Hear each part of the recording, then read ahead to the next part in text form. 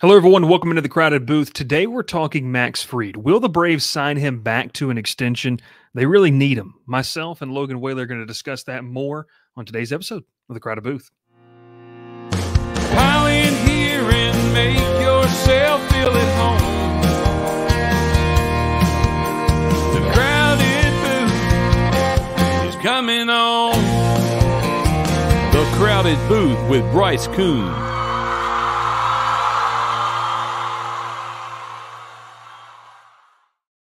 Hello, everyone. My name is Bryce Koon alongside Logan Whaley. This is the Chopaholic Podcast here on the crowded booth. And we're talking Atlanta Braves baseball as we always do, Logan, and we're inching closer and closer. You and I were just joking. It's kind of that time of the year where I personally, like on the LSU side of things for my coverage, I'm starting to shift the focus towards college baseball. I was at a scrimmage last night, and you're starting to kind of get into the tune of baseball, but this is such a football-dominated sports world, especially college football. And I don't know. Is Arkansas State just giving you a nice run for your money over there still on the football side of things? Well, not as much. I mean, obviously signing day is this week. And so that's a big day for, I know, both of us. But so Baseball America came out with top 100 rankings I think top 100 plus preseason All-Americans. That's what it was. It was mainly preseason All-Americans that came out. And so ever since that came out, I'm like, all right, like bring on baseball season. It's coming up.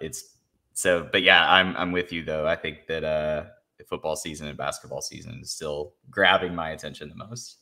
Yeah, no, I mean, it's one of those things where it's like crossover season, and now football bleeds into what's typically supposed to be that winter-spring mix. And before you know it, spring football is going to be here. So it's just going to be absolutely crazy. But hey, can't wait to talk about it. And in today's episode, Logan, I'm excited for the 2024 Braves season. I got, had some friends that went over to the Fan Fest, which was, I guess, now a week or two ago. They absolutely loved it, had a great time. But there's kind of like this cloud over the season, I feel like. And we're going to talk about it here today. And it's really, begging the question of, will the Braves sign Max Fried to an extension as he enters the last year of his deal and went through the last cycle of arbitration this past year, or this past week, I guess, got signed to a 1-year, $15 million deal out of that.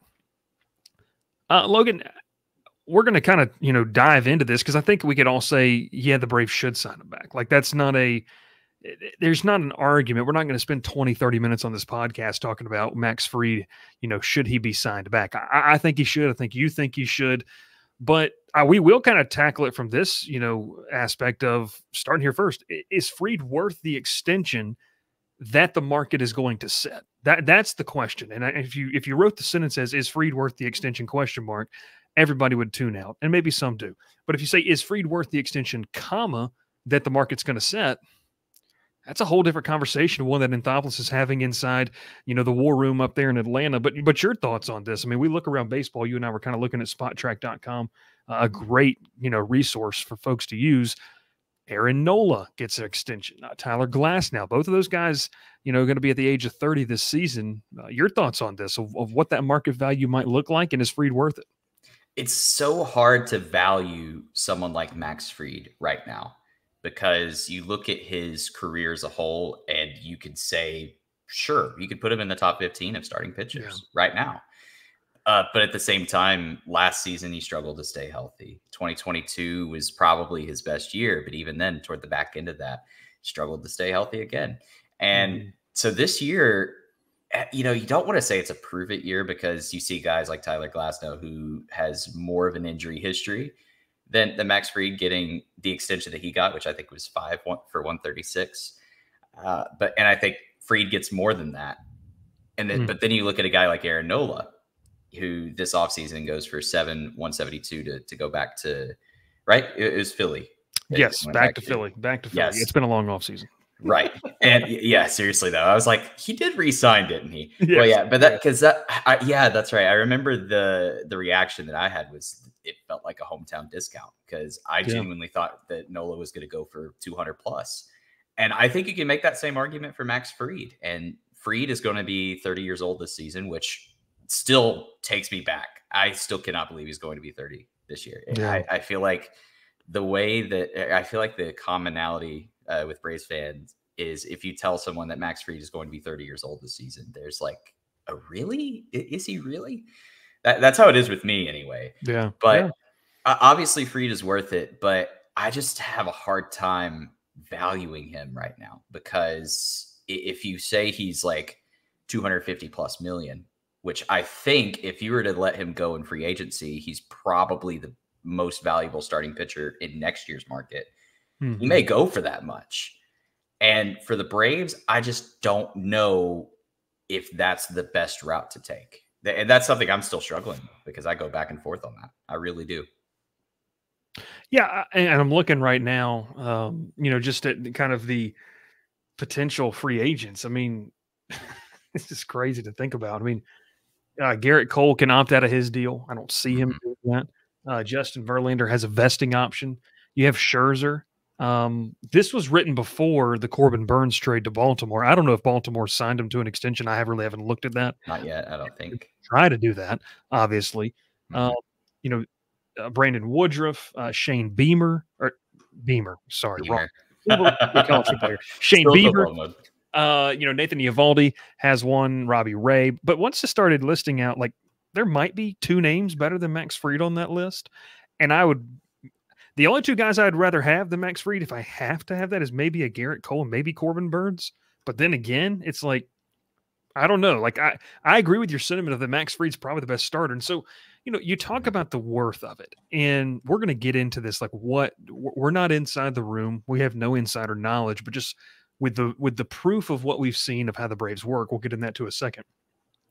But I just think with Fried, like, the thing for me is if the reports or rumors were even close to true, Logan, of, Anthopoulos really being aggressive in his pursuit of Aaron Nola, and the money that he was being willing to throw out, like, if he's willing to sit around that, I would also just like to think, and this is the fan inside of me, Max Fried also understands the value of a team-friendly deal. Right. And what Atlanta can be. And you're not going to walk away from Atlanta into, very many situations that are going to be better. Now, obviously, the call of LA, and, we all know it. We all understand it. He's a Cali guy, grew up 15, 20 minutes away from Dodger Stadium. Maybe that's a better situation. Outside of that, I don't know if there is a better run organization. So that's kind of where I sit. Like, does Fried understand the value of a team-friendly deal? He's still going to get paid a lot of money. I mean, look, $175, $200 million is a ton of money, but it also could help them really build, and fortify just maybe a weakness here or there that they might find this season or going into 2025. I don't know. I think that's the question that has to be asked, because from a value standpoint, you don't want to piss Max Fried off. Like, I think that's just that's the thing you don't want to do. And I don't know if they did that with Dansby and Freddie, and we'll get to it here in a second, but I don't know. How do you view that? Like, do you think that Fried will understand? How do you think Fried's going to handle the free agency? Well, like, how do you think he handles this? To me, I think the value will only go up as the season goes on, as long as Fried stays healthy. If he stays, yes. Right. And that's the big caveat, because I believe if you get to July, if you get to the trade deadline and Fried is, looking like Max Fried, then, I mean, I would say that a Cy Young Award winning pitcher, right? By the way, yeah, I would say that 175 to 200 million is just on the low side of it. And so I don't know if Fried will be somebody that, will take an Aaron Nola type deal to stay with the Braves. I just don't see it. I think if it were Aaron Nola numbers, I think he would be signed right now. I mean, that's how I view things. But also, I mean, look at Anthopoulos' history when it comes to contract extensions. He doesn't extend a lot of pitchers. I think Strider's the rare exception to that. Obviously, Charlie Morton, who I think will be a Brave until he dies. But again, those are all one-year deals, short-term deals. I think Strider's about the only long-term extension that Anthopoulos has had. And so you look at the age, you look at, okay, well, a deal like that will probably get worse as it goes on, just because of the injury history and because of the age. So I don't know what Anthopoulos, I don't know what his mindset is, but I could definitely see both sides of it. And I just don't think it's going to be likely. I really don't. I'm optimistic. I hope he stays. But at the same time, I think the longer the season goes and the more that he stays healthy, the likelier it is that he's going to reach free agency. Well, and obviously a big thing that fans, want to understand about free agency and everything, and they hear the name Scott Boras. Well, the good news, I guess you could say, is Freed's not a Scott Boras client. He is a CAA client, which I just pulled up their website, okay? And here's the first issue. The banner image is Max Fried. That makes me nervous because that's a high profile client that they obviously have there, Logan. Right. The the next thing it goes is here's their motto: development by design. A picture of Corbin Carroll, one of the rising stars of our game. Yep. Here's contract expertise. We strive to maximize value while meeting client goals. Sounds like something Freddie Freeman could have used. Nice. Maximize. Yeah. Trey Turner's another client. We obviously saw the deal that he got. I mean, look, I don't know. I just think that there's a lot. I'm with you. I'm optimistic because I'm a fan. And let's just roll right into this next one. I genuinely do believe this. And you tell me if I'm wrong here, Logan. I think the Braves and I think Anthopoulos does view pitching differently. Here's where I sit with this. I believe, and I remember Jeff Schultz wrote an article in The Athletic about this, and he talked with Anthopoulos about, Anthopoulos pretty much said, hey, we look at pitching a little bit differently because we understand that, the longevity, the consistency you have to have, that is way different than maybe, just the having ready available talent in the field. Braves were just loaded with position player talent, and they have good pitching talent, but it's just really hard to find an ace, a Cy Young level pitcher. Right. That being said, where I sit with this is I know that we have seen Atlanta be stingy when it comes to free agent starting pitchers, but the one thing I think that you have going, if you want Max Fried to stay and you want this contract extension to get done, is that you kind of understand who he is inside that locker room. You know that he's a fit. You know that he's comfortable, and your coaching staff and your analytics people are comfortable with him, which I think is a big plus. And, like I said, too, we'll get to it. Do the Braves have a choice here in a little bit? But, what's beyond it? Like you mentioned, like Spencer Strider, Chris Sale gets a little mini extension, we could call it. But, I mean, do you want to roll into – let's just play hypothetical. You don't sign Max Fried back. I'd imagine they'd try to go get some type of veteran-level starter out there. But if they didn't, and let's just say they don't for this, example's sake, you're rolling into 2025 with Strider, Sale. I'm imagining Morton's going to retire. And then just a plethora of young guys, which for where the Braves are going to be in that championship window, which is another kind of scary thing to talk about, you're starting to get to the back half of these nice team-friendly contract extensions. I don't know. I just don't know if you can afford not to sign him. I feel like they view pitching differently. Your thoughts, because we've seen them obviously balk at Freeman, balk at Swanson, and willing to go a certain dollar amount or year amount. I don't know. Right. Well, and you mentioned Fried's personality inside the clubhouse. I mean, the guy's willing to endure Atlanta Hawks games. So I feel like if that's not a sign that he wants to be in Atlanta, then I don't know. I don't know what will. Sorry to all the Hawks fans. I just offended. There's a reason we don't have a Hawks podcast on this channel. Kicking you guys when you're down. Hey, I'm a Grizzlies fan, so I'm hurting all the more right now. Don't worry. But yeah, no, it is an interesting conversation, and truthfully, I wonder if the Braves are going to have to be backed into this, because I think two guys that you look at for this season and their development, it's obviously Hurston Waldrop and AJ Smith-Shawver. Yeah. How those guys develop this season could be, it could make it easier to let Max walk, or it could make it, easier to sign Max Fried, because if AJ Smith-Shawver and Waldrop each break out this season, the Braves have a ton of depth to work with all of a sudden. Yeah. And you can afford to let Fried walk. But if they're still not ready yet, if they're still not there, then gosh, it's going to be so hard to let Max walk, because as you said, right, Strider and Sale, that's about the only two guys that, and even with Sale, you don't know when that drop off is going to come, and you don't even know if he's going to stay healthy. So I'm with you. I think that there's a lot of risk to not locking down Max Fried. I'm going to go ahead and throw this out here. Here is my here's my prediction, and we can get into this, what will happen. So I do think the Braves view it differently. I think I'm a little bit more optimistic in terms of like you have to do this type of thing because I would be honest with you, like I would rather just sign Max Fried than sign a Corbin Burns, a Shane Bieber, or something like that because you know what you're going to Agreed. get, and you know a guy that's already in the system, you know what he's made of. Now, one of the big questions is if he doesn't stay healthy, that value is going to be pulled down a little bit. And Logan, one thing we're going to have to understand is like let's paint this like what's the case for not signing him? Because that's essentially like when they have these arbitration meetings, I don't know if everyone's familiar, like you have one side, Freed's side of saying, hey, here's what I do well.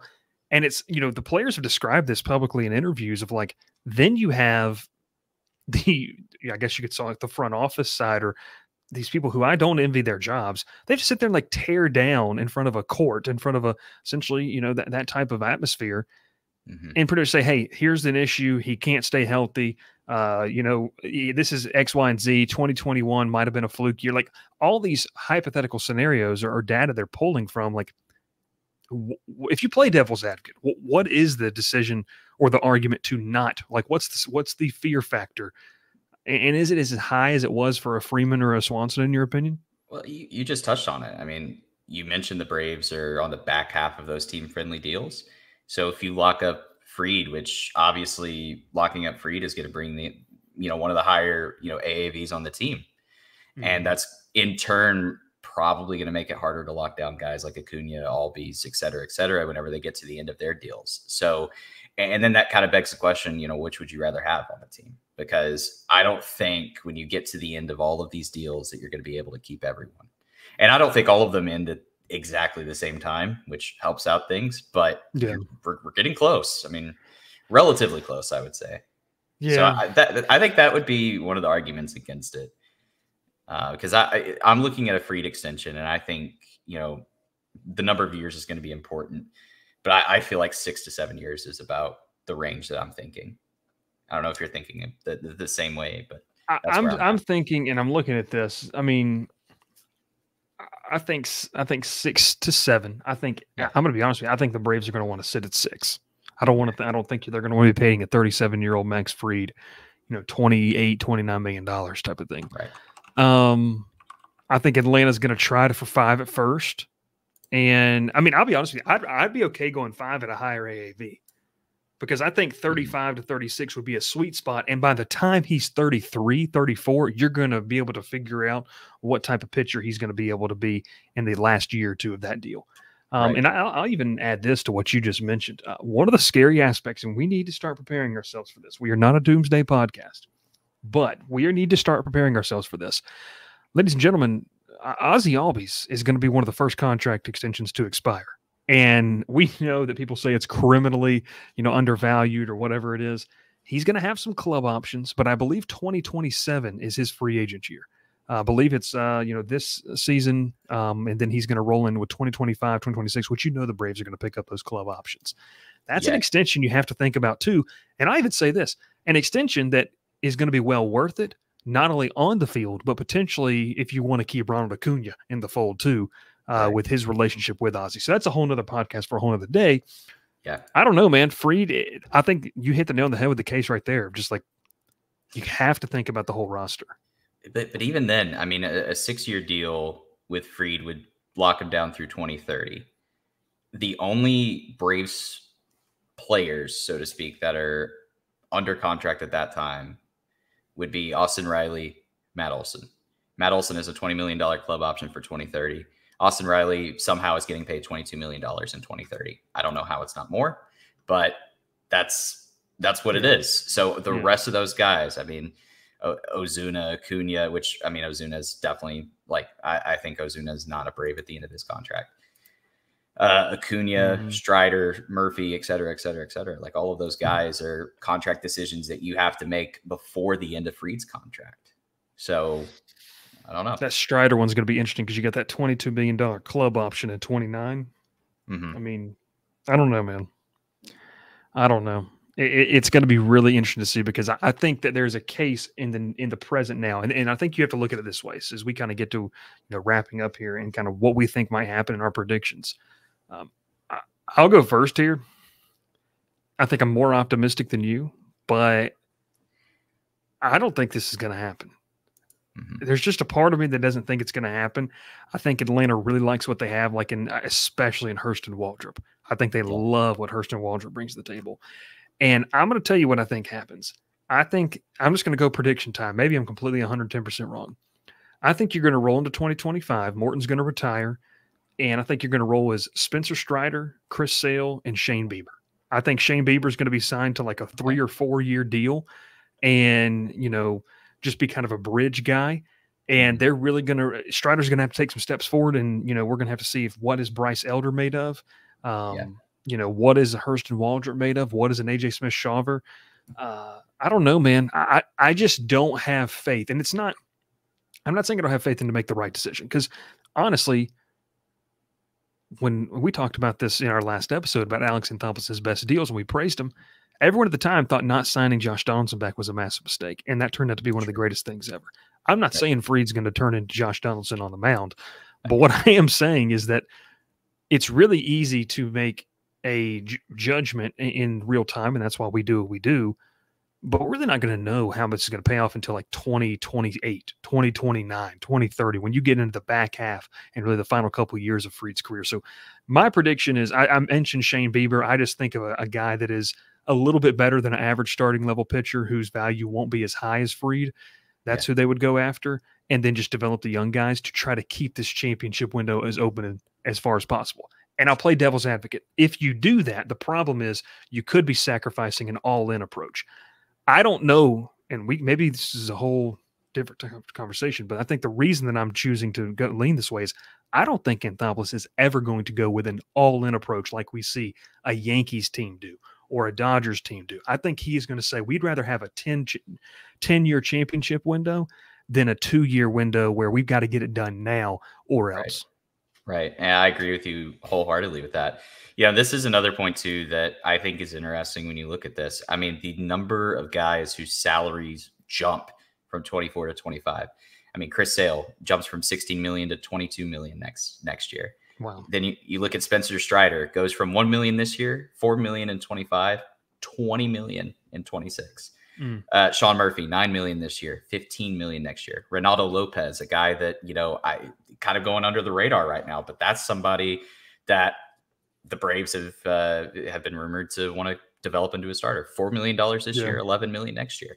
So there are a ton of guys whose salaries jump, and that makes a difference too. So I think that's another point for me in the no, this deal doesn't get done category. And if I were to put a percentage chance on it, I'm probably in like the 30-35% right now. And things could obviously change. I mean, we could get done recording this podcast because Alex Anthopoulos is Alex Anthopoulos. This deal could come out of nowhere at any point, thus rendering this podcast useless right now. But I don't think it gets done. And I hope this is a freezing cold take later. I hope it is too. And I mean, it's just going off of what we've seen this franchise do. And I don't think it is an indictment, as it hasn't been on either of the previous two guys, of Freeman or Swanson. I just think I just don't know if you're ever going to see Atlanta make a deal to say we're going to push all of our chips in on one particular year. And I will say this, Logan, and you may lean more on this side of the fan base. I think there's a portion of the fan base that would rather see them do that at times because they feel like last year was a team that had so much talent that should have won the World Series on paper that you should have done that. And that's a great argument. There's multiple bullet points and statistical and data points that you could pull for that argument. Yeah, I don't know. I just kind of feel like it's one of those things where I don't see them pushing all in the chips. I think Anthopoulos wants to keep this window as open as long as possible, rather than just tying the future up to the next 4 years and not being able to compete in 2029, 2030, that type of deal. Well, you remember the sentiment entering last season too, with the whole Swanson thing. It's, Orlando Arcia, like we just don't know what we have. And then there's Vaughn Grissom and then just a bunch of question marks. And people were, obviously I think the Swanson deal was too much. And I think Braves fans kind of understood like, oh, okay, yeah, this was going to be too much. I mean, the dude had a career year in 22, by the way. Yeah. Right. But, I remember just entering spring training. It was like, well, Anthopoulos didn't really do a whole lot. Other than I think the Murphy trade happened, but that was about it, right? Wasn't it? Yeah. As far as like pretty much big from splashy moves, noticeable, like right. Notable moves. And so I feel like it's almost the same sentiment again, where you're entering this spring training and it's like, well, okay, the trade for Chris Sale happened, but just a bunch of retooling moves. And I think that's the way that Anthopoulos works, and it's worked. So, if Max Fried doesn't get re-signed, it'll be a big loss, yes, but you almost have to trust Anthopoulos with this. And even then, right, like, it's a luxury to be in the position the Braves are in right now, because a lot of teams, they don't even have a 1. The Braves borderline have 3 1s on this team right now. Like Chris Sale, when healthy, you could make that argument. Yeah. Spencer Strider, to me, there's an argument that he's probably, like, I would say this year is the year that Spencer Strider's in that conversation for best pitcher in baseball. Like a top three Cy Young Award voting at the leagues type of deal. Yeah. Well, because just look at the difference. Obviously the ERA is going to stand out, but look at his FIP. Like, his FIP is so ridiculous. Like, he's gotten so incredibly unlucky. Like, it's so crazy to me. But yeah, I think this is definitely a year that is important, and I think, obviously, you look at the Vegas odds, that the Braves are right up there as far as World Series goes. So I would say the Braves are all in, but it's a different type of all in. If that makes sense. Yeah. No, agreed. I agree with that, and I like that. And I think that's a good place for us to end a very good conversation. Max Fried. Look, we want to see number 54 in the red, white, and blue until he's done. I want to see it. I just don't necessarily have faith, but I do have faith in this front office to get it done no matter what, and find a way creatively to get what they need done in terms of production. So it's going to be very interesting to watch. But yeah, Logan. Well, before we get out of here, one more thing. We're going to be rocking and rolling with a fantasy baseball league that my man Logan Whaley is going to be heading up. So, Logan, I'll let you tease it. I even made you a little banner here. Fantasy Baseball League teaser. League teaser. Okay. Yeah. So you tell the people what to be looking out for and how we can do it. Well, right now I'm in the process of creating a listener league for all of us. And I think it would be so incredibly cool for us to all, get together, have a little live auction draft, and we're gonna have a good time. More details coming soon. Still in the process of getting everything together that I need. But look out for more information in the Discord, which, by the way, if you haven't joined, Bryce, how can they join? Yeah, going to have a link right down there below. Wild times in the Discord. It's crazy. Logan has not commented very often, but I know he's been lurking and watching. But hey, join it. We got a Braves channel, and we would love for you to kind of join the conversation. We post the podcast in there. And also check us out over at thecrowdedbooth.com, little Substack action that Logan might be contributing here fairly soon in some different ways, forms, and fashions. But hey, we appreciate you watching. Like Logan said, whether you're listening to the podcast, whether it's Spotify, Apple, anywhere you might be getting those, or you're watching on YouTube, hit that like button, hit the subscribe button as well, and we will catch you next time on another episode of the Chopaholic. We're going to be talking next time who's going to be that 5th starter. The candidates, taking a look, and maybe Logan and I are going to give a little vote of confidence because pitchers and catchers report very, very soon, and it's going to be a lot of fun to talk baseball all summer long with you. So we'll catch you next time here on the Crowded Booth Chopaholic Podcast. Pile in here and make yourself feel at home. The Crowded Booth is coming on. The Crowded Booth with Bryce Koon.